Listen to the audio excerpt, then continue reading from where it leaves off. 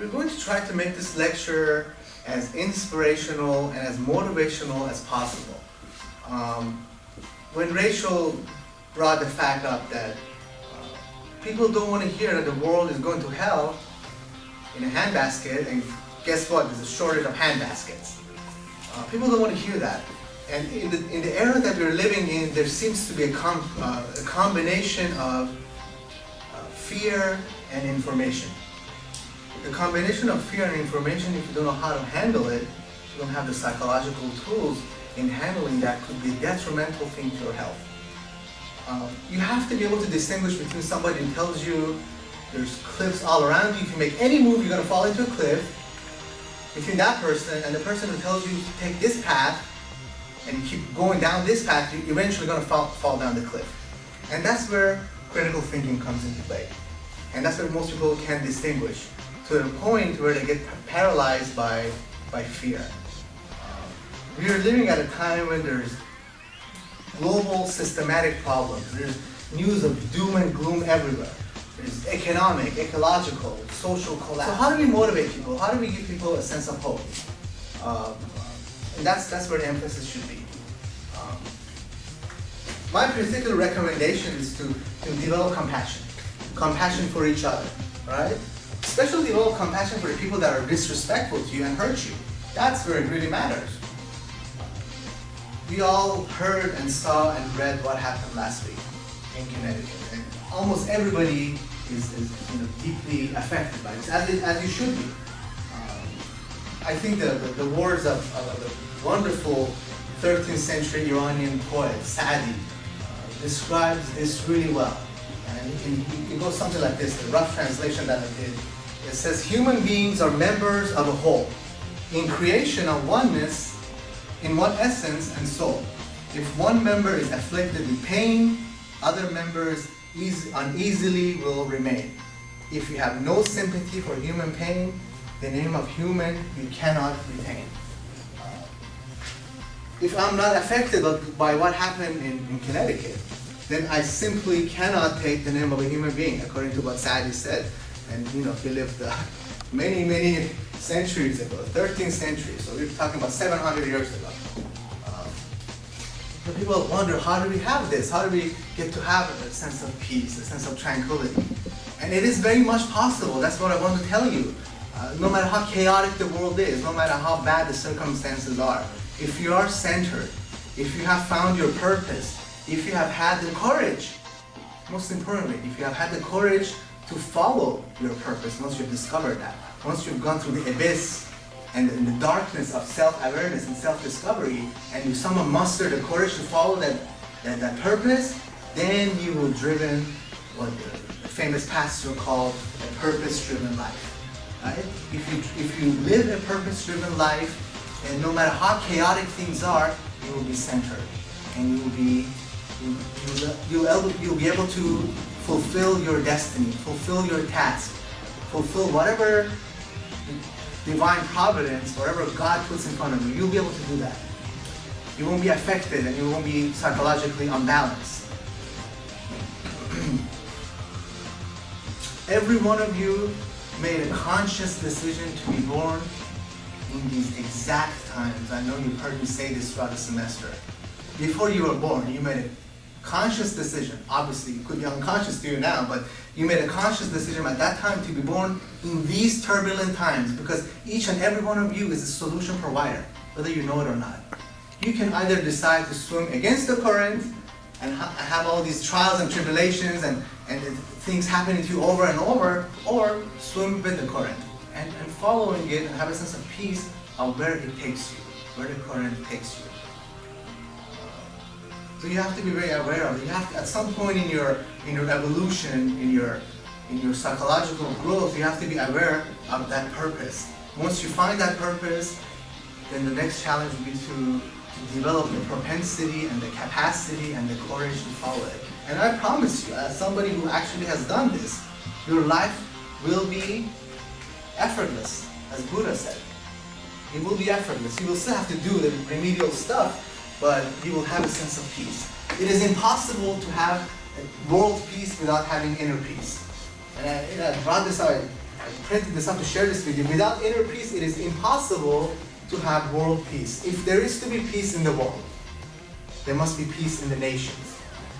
If there is to be peace in the nations, there must be peace in the cities. If there is to be peace in the cities, there must be peace between neighbors. If there is to be peace between neighbors, there must be peace in the home. If there is to be peace in the home, there must be peace in your hearts. It's a cyclical, sequential sort of path, right? If I don't talk to my neighbor, I have no right talking about global peace. If I don't have balance, right, psychological balance within myself, I have no right to talk about world peace or reconciliation. Right? First and foremost, we have to focus on ourselves. You can't change the world. We talked about this in this class. You know, we are under the illusion that, oh yeah, we're going to go change the world. That's a lofty goal to have, you know. No man is a man unless he strives to make the world a better place. It's a medieval saying. But you really can't change the world. All you can do is change yourself. But sometimes when you change yourselves, that changes everything, right? If individually we work on ourselves, whatever our issues are. Let's say your issue is anger. Let's say you don't know how to control your anger. That's your challenge. Overcome that and you move into the next level of evolution. One by one, you work on your challenges. And that's what experiences are for. Experiences will sort of give you an opportunity to find out where your areas of challenges are. And then you work on it. You become cognizant of it. You know, everybody's talking about the fact that we're living in apocalyptic times. When you hear the word apocalyptic, what do you think of? End of the world, right? People equivocate the word apocalypse with end of the world. Well, if you do a simple etymological study, which means studying the root of the language, studying the root of that word, apocalypse, it comes from the Latin word apocalyptus, which literally means revelation. It means awareness. It means cognition. It means discovery. That's the irony of it. As we're going through the crisis, or crises, we develop this understanding of ourselves. And through gaining that understanding of ourselves, that's how we can overcome the crisis. Because it's exactly at the moment of crisis where we have to develop the capacity and the propensity for change. Otherwise, we become complacent. Everything is perfect. We don't have to change anything. So focus on that part of apocalyptic. You know, we're living in an apocalyptic age. Focus on that element of it, awareness of it, the revelation of things, the secrets that are coming out. Focus on that and you'll have an easier life. Let yourself be sidetracked by the doom and gloom news, and I will guarantee you will have a nervous breakdown. And that's exactly what the controllers of the system want to have. Because they have engineered the way they deliver the news to you in order to scare you and make you fearless. Because once you become fearless, you lose your initiative. Once you lose your initiative, there's no change. You can't make any change to yourself or others if you're that ambitious. So you have to be able to filter through these things, right? You have to be able to think critically. In this great country of ours, it's not only permissible to question authority, but it's a moral responsibility. Right? That's what the founding fathers had in mind. It's a moral responsibility to question authority. So question authority, especially if you have young, ambitious professors. Those are the ones who want to question the most, right? You just have to learn how to be tactful and diplomatic and respectful, but question authority at all times. Don't take anything at its face value. Examine it. Have it go through the rigorous scientific method process. And test it in your life. See if it resonates with you. And then implement it. Let it really sink in. The root word of the word inspiration is letting the spirit in. In comes the spirit. Inspire. Let the spirit in. Let it affect you. So I want you to have a sense of faith in yourselves. You are what we have been waiting for. Was the name of a best-selling book.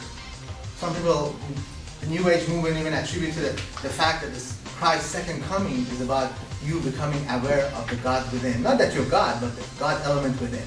That collectively, when this happens, when we reach that critical mass level, when 51% of the population is more aware than the 49%, that's when change will actually start to happen. that's when this character will emerge, who we have historically called the Christ or the Mahdi or the Mashiach or Mithra in Buddhism. All these religions have this character. So you are what we have been waiting for. Let that come forth in you. Let that come forth in you. Don't be timid when that happens. Now, of course, there's no way you can have this level of awareness unless you've gone through intense trials and tribulations. Right? Tribulation creates perseverance. Perseverance creates character, and character creates hope. Right? So when you find yourself being hopeless, go back down the steps. Go back down these steps and find out what I can do to have more hope in my life. Right? And the common denominator of hope is love. Love not in a romantic sense that you get brainwashed in your, I believe it's 10th grade, that Romeo and Juliet kind of nonsense, right? No, not romantic love. I'm talking about a much higher level of love, an esoteric form of love, an agape love, which is selfless love, right? That's the kind of love we're talking about, not the petty stuff, not the puppy love kind of stuff. And always remember that God gives the challenges to those whom He loves the most. So take it as a compliment when you're having these challenges. That's the silver lining. If you manage to see it through that perspective, if you manage to see it through that lens, then you won't be looking at yourself as a victim. You won't victimize yourself. And then that you can change. You can actually grow. Because there is a hidden meaning, or as we say in Persian, a hekmat. There's a hekmat in everything. There's a hidden meaning in every experience. Your task is to be able to take off the layers and being able to see through this hidden meaning of things that are happening to you. Right? The blacksmith hits the tip of the sword the most, or with the strongest amount of power. The tip of the sword is the strongest part of the sword. And yet the blacksmith hits it the hardest as it's being put into a 1,000-degree fire. Think of yourself as the tip of the sword. If you're having all these trials and tribulations and you don't know how to deal with it, know that God will never give you more than you can handle. Right? If you are having these trials and tribulations, it's an opportunity for growth. Take it as a compliment. Don't look at it as a disorder. That's what the American Psychological Association like to do. Just come up with all these disorders, right? So they can label you, so they can disempower you. Look at it as a chance that God is trying to reveal something to you about yourself. Think of it that way and you will grow. And then before you know it, your cup will overflow and will fill the cups around you that are empty. You've heard this expression, may your cup overflow. It's an old Jewish expression from the Old Testament. We're all vessels. And that vessel is filled with love and compassion. The more it's filled, the more it will overflow and fill all the vessels around you that are empty. And then no matter what the world is going through, no matter how terrible the circumstances are, you will have balance, you will have contentment, you will have true happiness. The type that's long enduring, not some impulse that comes and goes. Right? Your generation are teachers to previous generations.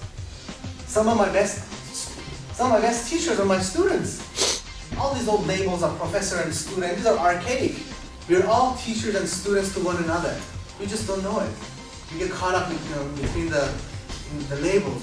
But your generation is going to be the generation that's going to change the face of the world. Generation Y and what we call the millennials. People who were born after 1997. We're going to change the face of the world. We're going to have a new reality within the next few decades. Some people say even earlier than that. An entirely new reality that's going to make us rewrite our history books. I think in one of the lectures we talked about the 100th monkey syndrome, or the 100th monkey effect. Because remember from one of the documentaries you were exposed to, then you may ask yourself, what is this 100th monkey effect?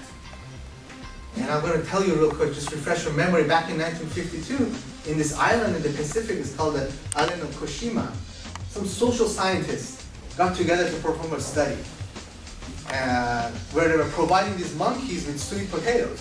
But they dropped these sweet potatoes in the sand. And sooner or later, the monkeys realized they liked the taste of this sweet potato without all the sand on it. So there was this 18-month baby monkey, right? His name was Imo. And And she found out the solution to this problem by simply washing the potatoes in a nearby stream. And she went ahead and did this. And this cultural innovation, if you may call it, gradually started being picked up by other monkeys. Right before the eyes of these scientists, these anthropologists, these social scientists, these sociologists, these biological archaeologists. They were observing this. So between 1952 and 1958, all of the young monkeys learned to wash their sandy sweet potatoes to make them tastier. Only the adults who limited the children learned this social movement. The adults who actually look at the behavior of their children. Only those adults were able to adapt to this new way of doing things, so they can have a tastier potato. Then something wonderful started to happen. Back in the autumn of 1958, a certain number of Kushima monkeys were washing their sweet potatoes. The exact number is not known, but for the sake of the argument, we'll call it 100. The minute the 100th monkey started washing the sand off of these sweet potatoes, the entire population of 10,000 started emulating them. That's what I mean by critical mass, right? 51%, 49%. It took 100 monkeys to do this. So by that evening, almost every monkey in the tribe was washing these sweet potatoes before eating them. And the added energy of the 100th monkey somehow created this ideological breakthrough. And then before you know it, the word spread among monkeys between all these different islands that were nearby, so you had a whole series of islands do the same thing. Are we less than monkeys? Is my question. Or do we have this immense potential to grow and become fully mature, fully evolved human beings? If I didn't believe in the second scenario, that we have that capacity to evolve and grow, I wouldn't be doing what I'm doing. I believe in each and every one of you. And I believe many of you will be in leadership positions and are going to make major impacts. Whether that would be locally, or at the state level, or at the federal level, or God willing, at the global level. You all have that potential. You must all pray for the 100th monkey. I know that sounds a little strange. Because once that happens, then true change will take place. And that's what all world religions and every human tradition has been waiting for that tip in consciousness. 51% will be more aware than the 49%. That's how you change the world. One act of random kindness, one act of awareness, one act of cognition, one act at a time, and collectively, that's how we change the world. Okay? So, why don't you just go ahead and give yourselves a nice, long round of applause for being such wonderful students. I thoroughly enjoyed working with each and every one of you.